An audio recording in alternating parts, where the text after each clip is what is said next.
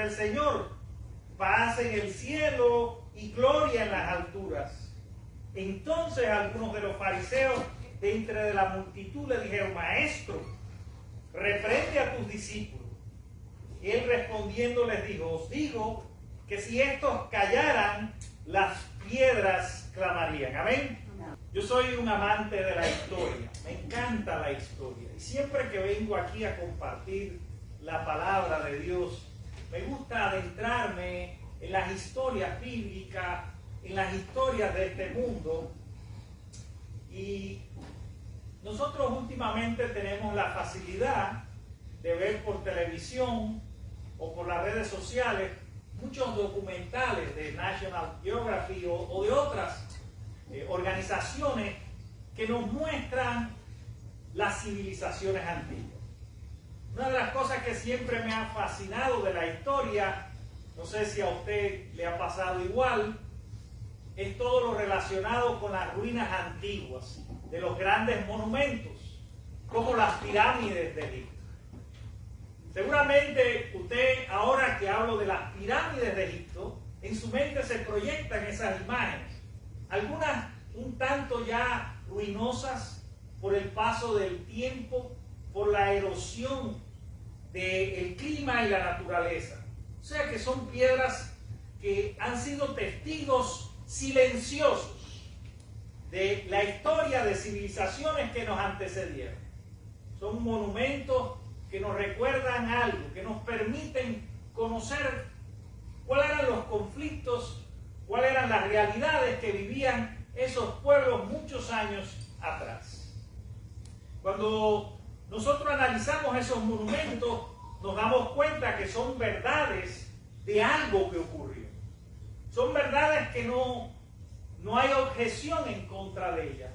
El hecho de que existan esas ruinas es prueba, evidencia histórica de que allí hubo algo.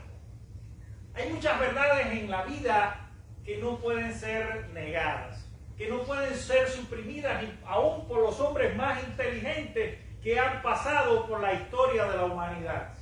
Hay verdades como la salida del sol o como la creación de Dios, que nos expresan cuán grande es el poder y la grandeza de Dios, que ha creado un mundo tan bello y hermoso para que todos los seres humanos podamos disfrutarlo a plenitud.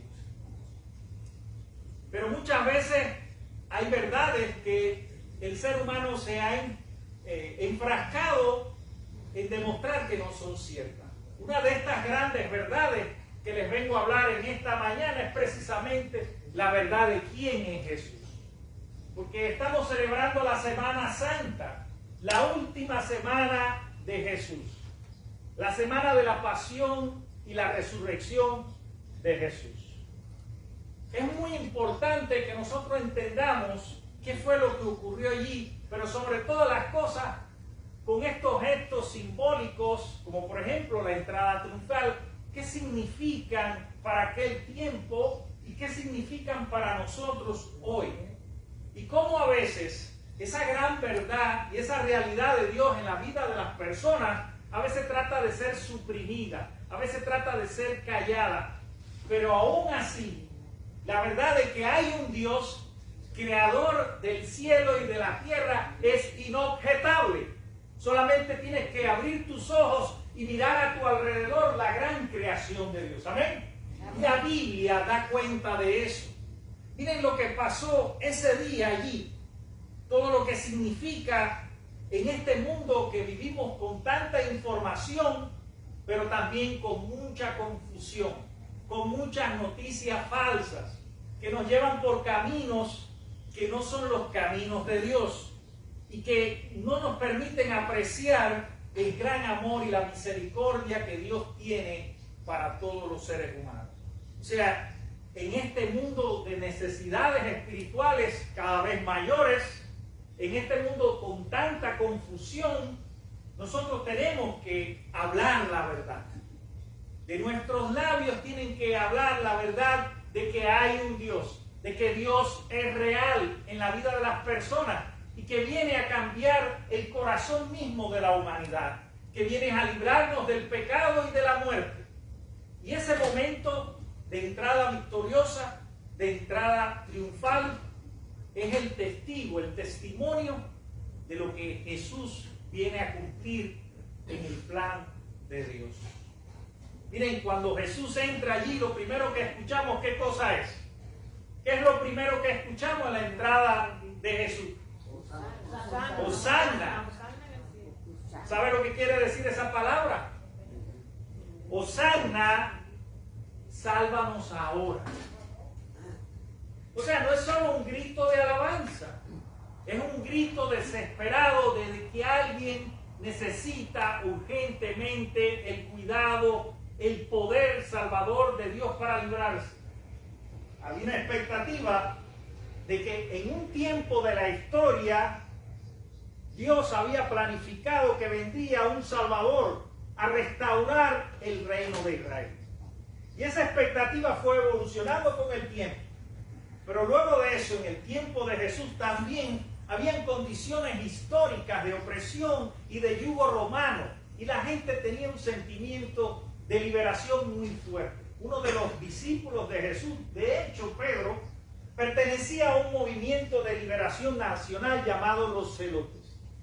Y él tenía en su corazón el deseo de librar aún por la fuerza del poder romano. Entonces, detrás de toda esta idea de quién es este Jesús y lo que viene a traer a Jerusalén, a la tierra y a nuestra vida, están todas estas ideas y esas profecías de antaño.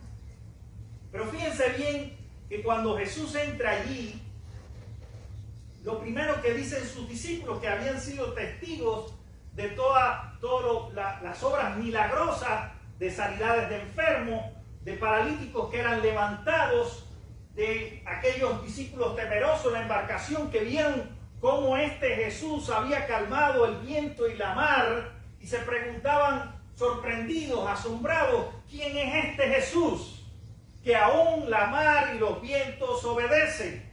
Y esa es la pregunta más importante cuando nosotros analizamos. Jesús está revelando no solo que es un maestro de fe, no solo que es un rabino según la tradición de Israel.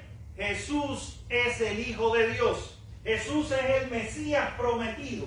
Jesús está revelando la identidad del Hijo de Dios. Y eso va a generar una serie de conflictos, una serie de reacciones, una serie de respuestas. Algunos, como aquellos discípulos cercanos a él, que habían sido testigos de sus milagros y sus obras grandiosas, van a reconocer que este Jesús no es cualquier hombre. Este Jesús es el Mesías prometido. ¿Amén? Amén. Y por eso están alabando a Dios. Como nosotros en esta mañana, con alegría, con júbilo, con gozo en los corazones, estamos diciendo: oh Señor, hosanna. Bendito el Rey que viene en el nombre del Señor. Paz en el cielo y gloria en las alturas. Qué bueno que nosotros siempre tengamos a flor de labio una alabanza para el Señor, una alabanza de gratitud por lo que Él ha hecho en nuestra vida, y que seamos testigos de esa verdad, de esa realidad transformadora en cada uno de los momentos, incluso más amargos, que hemos vivido. Como la presencia del Dios Salvador nos ha levantado. Amén. Como la presencia de Dios nos ha guiado por el camino. Desde que salimos de allá, de Cuba, y llegamos hasta aquí, hemos visto la mano poderosa de Dios obrando de esa manera. Pero no solo de manera personal, también podemos ver la grandeza de su creación. Entonces viene aquí una respuesta de los fariseos. Y este es el punto central de lo que quiero hablarles en esta mañana, mi querido hermano. Viene algo muy importante. Entonces, dice el verso 39, algunos de los fariseos de entre la multitud le dijeron: Maestro, reprende a tus discípulos. Mira, estos que están alabando a Dios, estos que están dando testimonio de que tú eres el que habría de venir, de que tú eres el Mesías, haz que hagan silencio, calla su voz. Pero inmediatamente la respuesta de Jesús no se hizo esperar. Y dice la palabra que él respondiendo les dijo: os digo que si estos callaran, las piedras clamarían. ¿Qué significa esto? Pensemos en esa ilustración que le hablaba al principio, de las ruinas que en silencio están dando un testimonio de lo que ha ocurrido en la historia y en las civilizaciones de esos pueblos que ellos representan. Pensemos en las pirámides de Egipto. Pensemos en las murallas de Jerusalén. ¿Sabía usted que lo que queda del templo son simplemente una gran pared donde van allí cristianos y judíos y religiosos de todos los confines de la tierra a hacer sus oraciones? Pero ese pequeño muro que queda es un simbolismo muy grande, porque representa una historia, una verdad que es inobjetable, que no puede ser suprimida ni por filósofos ni por nadie, porque es un hecho que en esas paredes allí estuvo Jesús. Amén. Entonces tenemos la evidencia histórica de esa verdad de quién es Jesús, el Mesías Salvador. Ahora, estas piedras de las cuales nos habla allí representan la misma creación de Dios. Cuando nosotros leemos, por ejemplo, el Salmo 19, miren lo que nos dicen los salmos. ¡Qué maravilla! Salmo 19 y Salmo 96. Los que tienen Biblia pueden buscarlo. Dice: los cielos cuentan la gloria de Dios y el firmamento anuncia la obra de sus manos.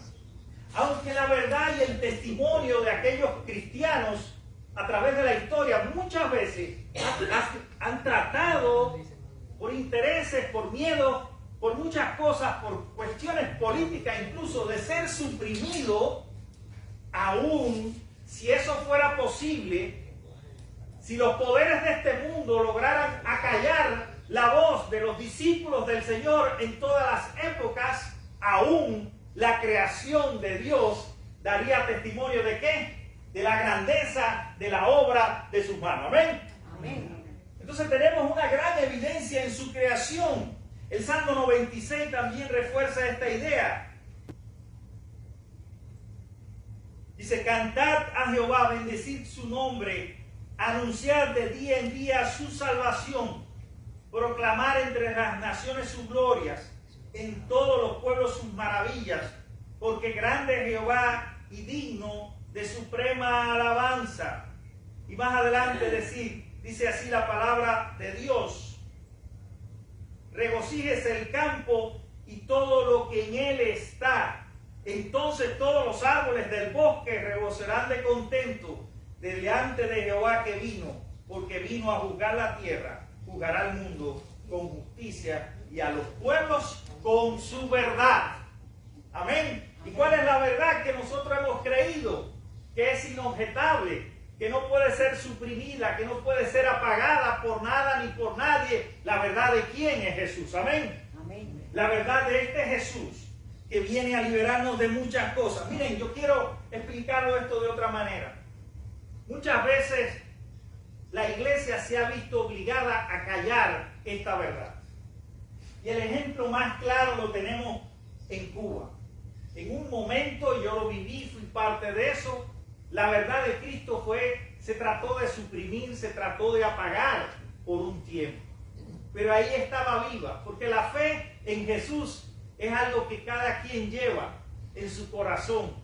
Y aún, aunque tú estés en una cárcel, aún aunque tú seas perseguido, como lo fueron los discípulos y como muchos pastores sufrieron en aquel tiempo, aún así ellos son testigos de la verdad de Jesús en sus vidas. Amén. Amén. Y nada ni nadie puede callar esa voz.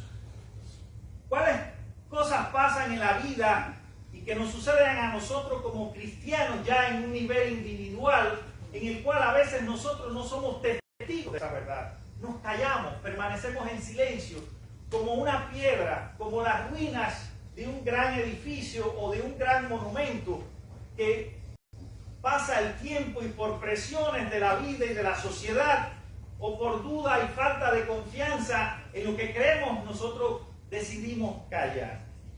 Yo estuve reflexionando en esto Porque es una pregunta difícil. ¿Por qué hablamos de tantas cosas y nos callamos de la gran verdad de Jesús? ¿Por qué como iglesia callamos nuestra voz? Esa es una pregunta muy importante. Porque miren, cuando usted calla, otro habla. Amén. Oiga bien, cuando usted calla su verdad, otros van a decir la suya. ¿Cierto o no?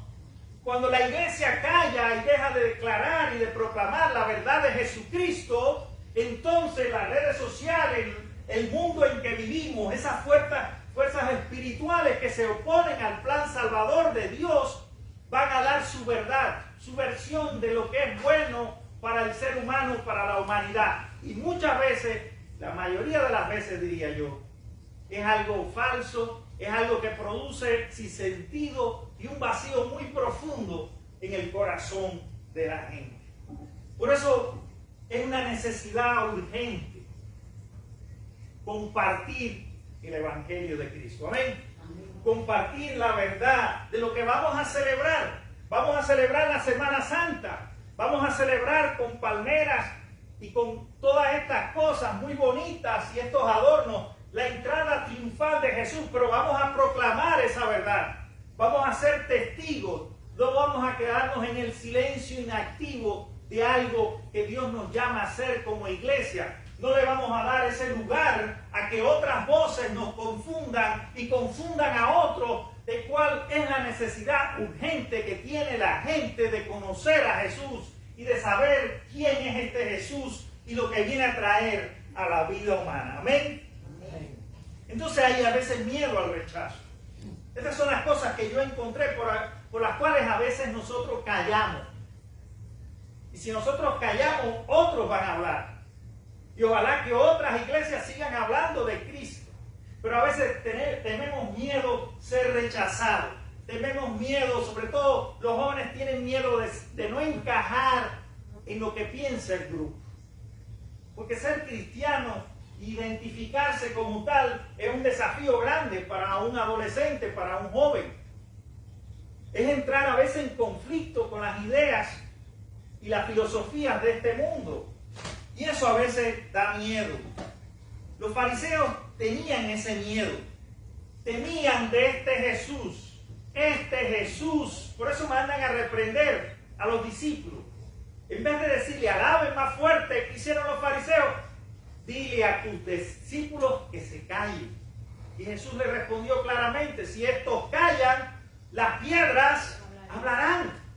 La creación seguirá dando testimonio de la grandeza de Dios. Otros cristianos y nosotros como iglesia local callamos, otros van a seguir luchando por esa verdad. Hay un testimonio de muchos mártires que nunca bajo presiones sociales, bajo presiones políticas se han mantenido firmes. Lo hubo en Cuba, lo hubo en Rusia, ha habido en todas las regiones y confines de esta tierra que han sido valientes por esa verdad. Y ese es el gran desafío que Dios pone delante de nosotros. Pero a veces no es por maldad que nos callamos. Oiga bien, no es por maldad en nuestros corazones. Es que a veces tenemos miedo al rechazo. O a veces estamos tan distraídos y tan acomodados en un modo de ser iglesia que no nos damos cuenta de la urgencia y la necesidad que tienen muchas personas que están en drogas, que están dando una vida perdida, la necesidad que tienen de ser encontrados, de que alguien le hable de amor, de familias que son disfuncionales, de barrios enteros que están sumidos en las drogas y en la violencia, y allí hay un mensaje de paz, de lo que Jesús puede hacer en la vida de ellos, pero nosotros preferimos callar, porque tenemos miedo a ser cuestionados, porque a veces no nos sentimos preparados para defender la verdad de Jesús. Miren, yo le doy gracias a Dios por mi familia. Le voy a decir esto. Mi hijo me sorprendió ayer, hace un tiempo atrás, porque él está viendo un pastor, que siempre se me olvida el apellido, Cliff Neckley. Véalo. Cliff Neckley es un apologista cristiano, es un pastor de Connecticut, y él constantemente va a las universidades y allí enfrenta toda clase de oposición, de preguntas que cuestionan la fe, la deidad de Jesús, preguntas de todo tipo, de todas las religiones, y ir a las universidades, donde es la cuna de la gente más inteligente, de la filosofía, pero también, como dice José, de la perdición, es un reto muy grande. Pero él ha sentido ese llamado de no callar su voz y de ir allí. Y qué bueno que él esté viendo esos debates, porque siempre va a aprender algo, para que él aprenda a defender su fe. Yo les exhorto de paso, en inglés, pero también seguramente lo pueden poner los subtítulos en español, o pueden verlo ustedes mismos y tratar de entender en español. Yo les recomiendo que lo vean, porque eso nos prepara, nos forma. Y a veces en las iglesias tenemos esa carencia. No sabemos lo del ABC, de la fe, de quién es Jesús, de su propósito salvador. Y cuando alguien nos pregunta, nos sentimos desarmados y entonces preferimos callar. Esa es una de las razones a veces. Por eso digo, no es con maldad que a veces callamos ante la necesidad de proclamar en este mundo la verdad de Jesús. Por eso nosotros debemos también entender que a veces dudamos de Dios, que a veces la incredulidad del poder de Dios le vivimos poniendo obstáculos a lo que Dios puede hacer en la vida de las personas, o vivimos en una dicotomía, un Dios lejano, un Dios alejado, un Dios que no tiene que ver nada con mis problemas, un Dios que solo es para lo espiritual, pero no es también para las necesidades materiales de la vida, cuando es todo lo contrario, cuando Dios también prioriza las necesidades materiales de los seres humanos, y la iglesia está llamada también a escuchar la voz de esos que sufren y que tienen necesidad y acudir a ellos, no solo para dar alimento y comida y medicina, sino para hablarles de que hay un Jesús, de que hay un Jesús que murió en la cruz por ellos, que hay un Jesús que murió por ti y por mí, que ha entregado el amor más grande que podemos imaginar, para que tú y yo vivamos en ese reino, para que tú y yo vivamos los valores de ese reino en el tiempo presente, para que nos convirtamos en servidores de Cristo y no servidores de nosotros mismos. Y esa es la grandeza de lo que Jesús viene a hacer en la tierra. Entonces, ante la pregunta de por qué callamos, es que tenemos que entender que además que somos pecadores y vulnerables, hay mucho en el entorno nuestro que nos presiona, que nos confunde, que nos entretiene y que nos hace perder el sentido de la misión de la iglesia. Amén. Y hay consecuencias, porque como les dije ahorita, el silencio, cuando usted calla, otro va a hablar su verdad. Y a veces no es la verdad de Dios. Y aunque usted crea que no, esos jóvenes y esos niños necesitan de la palabra de Dios. Necesitan saber quién es Jesús.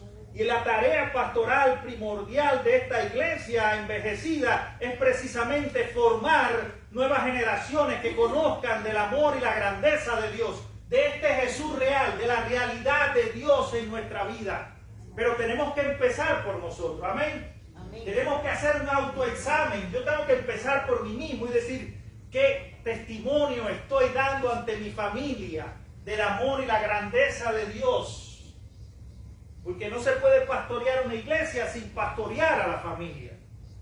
Y no se puede ser pastor ni líder de una iglesia si no tienes una relación directa con tu Señor y Salvador, que te transforma diariamente y que te llena de poder para testificar de su verdad y de su amor en el mundo. Amén. Amén. Entonces hay consecuencias del silencio. Jesús, miren, cuando usted lee más adelante, porque la historia no termina solamente con la reprensión de los fariseos, sino más adelante hay un juicio. Y no nos gusta esto. No nos gusta escuchar la palabra juicio. No, Dios no condena, Dios no es malo. No, Dios no es malo, claro que no. como ningún padre es malo. Pero el padre advierte a su hijo de cuál es el peligro, sino qué amor es ese. Amén. El padre educa a su hijo para que no vaya por el camino de la perdición y le muestra valores y se preocupa por él y trata de ayudarlo y lo levanta cuando se equivoca y lo perdona 1 y 1000 veces, pero siempre va a haber en un momento dado un llamado de atención, un llamado a que se vuelva a Dios, a que enmiende su camino, a que se arrepiente del pecado. Y eso Dios lo hace constantemente en toda la historia bíblica.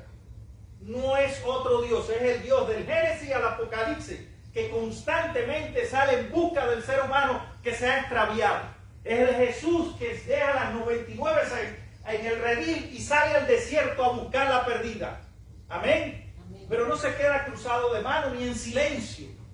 Dios nos habla cuando tenemos problemas. Dios nos inquiere cuando hacemos algo malo. Dios nos llama la atención y Dios avisora las consecuencias de nuestra desobediencia, de nuestra infidelidad y de nuestro callar como iglesia. Amén. Amén. Oiga bien esta palabra porque es muy importante. Dice, y él respondiendo le dijo, digo que si estos callaran, las piedras clamarían. Y cuando llegó cerca de la ciudad, al verla, lloró sobre ella. Su propia ciudad. El final de su misión. Allí Jesús iba a ser crucificado. Como dice Juan capítulo 1, a los suyos vino y no le recibieron. Y Jesús estaba allí como un testigo vivo de la realidad de Dios. Y los fariseos y los mejores religiosos de la época le estaban diciendo a sus discípulos, ¿qué cosa? Que callaran. Por eso él sintió dolor en su corazón, porque él sabía lo que vendría. Y de hecho sucedió. Jerusalén fue destruida y no quedó piedra sobre piedra. El juicio de Dios se manifestó por la incredulidad. Y los que creemos en Dios no tenemos que tener ningún temor al juicio de Dios. Amén. Amén. Si usted cree en Dios, usted no tiene que tener ningún temor. Si usted cree que esa es la verdad que va a cambiar la vida y el mundo, usted no tiene que tener ningún temor, porque su esperanza está en Él. Pero más adelante sigue la Escritura y diciendo, oh, si también tú conocieses, a lo menos en este tu día, lo que es para tu paz, mas ahora está encubierto en tus ojos. Porque vendrán días sobre ti, cuando tus enemigos te rodearán con vallado, y te sitiarán por todas partes, te estrecharán, y te derribarán a tierra, y a tus hijos dentro de ti, y no dejarán en ti piedra sobre piedra, por cuanto no conociste el tiempo de tu visitación. Palabras de Jesús. Amén. Ahí está la consecuencia. Si eres rebelde, incrédulo, si no escuchas a Dios, si callas esta verdad, hay consecuencias. No solo para ti.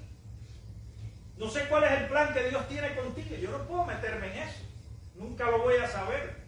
Igual que las personas que empiezan a especular quién es salvo y quién no. Pero él era una gente buena. Pastor, usted piensa que será salvo. Eso es Dios. No nos toca a nosotros juzgar ni meternos en la vida de nadie. Pero lo cierto es que cuando nosotros como iglesia, escuche bien, como iglesia, por temor, por duda, por comodidad, nos callamos de esta verdad, el mundo sufre. Y las nuevas generaciones como él y como estos niños de Julián también pierden. Amén. Entonces piense que es un desafío grande y es algo muy urgente, porque más que nadie ellos son bombardeados con 1.000.000 de ideas que pasan por segundos. No son los tiempos bíblicos. Los peligros aún son mayores, los que conciernan sobre los hijos de los hermanos de la iglesia, de sus nietos. No crea en mí, crea en lo que dice Jesús aquí en estas palabras. Si no hablamos de Dios, si no testificamos de su verdad, el mundo se va a hacer cargo de ellos. Y los va a llevar por un camino de pérdida, de perdición y de muerte eterna. Nosotros tenemos esa responsabilidad. Por eso tenemos que transmitir la fe, reavivar la voz de la iglesia en medio de estos tiempos. No solo a través de un culto que fue maravilloso. Qué bueno verlos ustedes alabando a Dios. Así debe ser siempre en nuestra vida, en todo lo que hagamos. También puede ser a través del servicio, de ayudar y unirnos en propósitos comunes para servir, por ejemplo, la iglesia de Cuba o algún ministerio que nosotros creemos aquí. Pero no nos podemos callar y hay muchas maneras de levantar la voz. Amén. Hay muchas maneras de levantar la voz y decir, Dios es real. ¿Y por qué Dios es real? Porque Él ha cambiado mi vida, porque ha cambiado mi familia, porque ha cambiado mi iglesia, porque nos da el poder para superar las dificultades de este mundo y vivir con gozo, con una alabanza en nuestros labios. Amén. Entonces escucha este mensaje en esta mañana y comparte cómo Dios ha transformado tu vida. Sé un faro que brilla para guiar a los perdidos. No podemos apagar esa luz. No tenemos que pedirle disculpa a nadie por hablar de Jesús. Amén. Yo no tengo que pedirle disculpa a nadie por predicar la palabra de Dios. No tengo que darle cuenta a nadie por decir lo que esta verdad nos enseña de un modo claro y eficaz. Y claro que hay que hacerlo con respeto y amor. Pero no tengo que pedirle disculpa a nadie para cuando yo esté en un lugar decirle, mira, hay un Dios que es real en mi vida, que me ha cambiado y que este cabezón que tú ves aquí lo ha sostenido durante años y lo ha mantenido firme con la diestra para que siga predicando la palabra de Dios. Amén. Entonces eso tenemos que declararlo, tenemos que creerlo, tenemos que vivirlo, porque las acciones sin palabras también quedan huecas y no producen un testimonio en la vida de otras personas. Pero lo importante es que nosotros como iglesia en este tiempo presente levantemos la voz e invitemos a todos a recibir a Cristo, nuestro Rey, nuestro Señor y nuestro Salvador. Amén. Amén. Que Dios nos bendiga en esta mañana.